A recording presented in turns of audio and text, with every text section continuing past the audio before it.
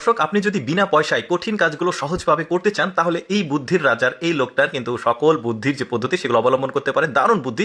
পুরোপুরি ভিডিওটা দেখতে থাকুন। শুরুতে দেখতে পাচ্ছেন এই লোকটা বস্তা থেকে চাল বের করছে। কত সুন্দর একটা পদ্ধতি বুদ্ধি খাটিয়েছে। সে একটা বোতল জাস্ট কেটে বস্তার সাথে লাগিয়েছে, হয়ে গেল, আবার লাগিয়ে দিল।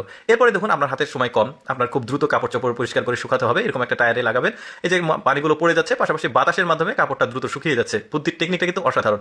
এরপরে দেখুন, ধরুন আপনার বাসায় ইলেকট্রিসিটি নাই, কোনো কারণে চলে গেছে, তো আপনি এভাবে বোতলে দড়িতে বাঁধবেন, বাঁধার পর এভাবে একটা কাগজ লাগাবেন, অনেক আনলিমিটেড ভাবে ঘুরবে, বাতাস খেতে পারবেন। এরপর দেখুন, কাপড় ওয়াশ করার সময় ধরুন হাত দিয়ে কাচতে যদি একটু কষ্ট হয় আপনার, তো ঠিক এভাবে কিন্তু বেলচা নিয়ে এবং খুব সুন্দরভাবে কাপড়গুলো কাচতে পারবেন। বুদ্ধিগুলো কিন্তু একটু এক্সেপশনাল। আচ্ছা, মেয়েরা হিল কেনার জন্য কেন টাকা খরচ করবে? এই বুদ্ধিটার মাধ্যমে হাই হিলগুলো কিন্তু বানাতে পারবে। চমৎকার বুদ্ধি কিন্তু। এই যে দেখুন, হেঁটে যাচ্ছে, আবার শব্দ হচ্ছে, তাই না? বেশ চমৎকার। তো তারপরে দেখুন, এই লোকটা যে বুদ্ধিটা করেছে, ধরুন আপনার এলাকাতে একটু বৃষ্টি হয়েছে বা জলবদ্ধতা তৈরি হয়েছে, এই বুদ্ধিটা খাটিয়ে কিন্তু আপনি জুতাটা বা স্যান্ডেল তৈরি করতে পারবেন, আপনার গায়ে পানি পড়বে না। আচ্ছা, প্র্যাকটিক্যালি যদি দেখাই, এই যে দেখতে পাচ্ছেন, এক ভদ্রলোক তার স্ত্রীকে ঘাড়ে করে নিয়ে এই বুদ্ধিটা অবলম্বন করে জুতাটা দিয়ে কিন্তু রাস্তাটা পার হয়ে গেল।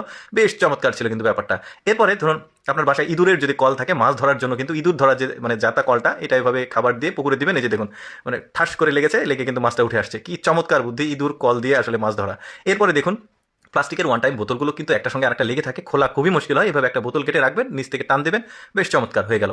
এরপরে দেখুন, করাত দিয়ে আসলে গাছ কাটতে কিন্তু, বড় ছোট গাছ কাটতে কিন্তু দুইজন মানুষ লাগে, খুব পরিশ্রমের ব্যাপার। আপনি কেউ কাউকে যদি না পান, ঠিক এভাবে সাইকেলে লাগিয়ে কিন্তু গাছটা কাটতে পারবেন একা একাই। ধরুন আপনাকে খুব সকালবেলা ঘুম থেকে উঠতে হবে, কোনো একটা কাজের জন্য যেতে হবে, এই টেকনিকটা অবলম্বন করবেন। কয়েলটা শেষ হয়ে যাবে, ইটটা মাথার উপর পড়বে, অ্যালার্মের কাজ হয়ে গেল, আপনি উঠে গেলেন।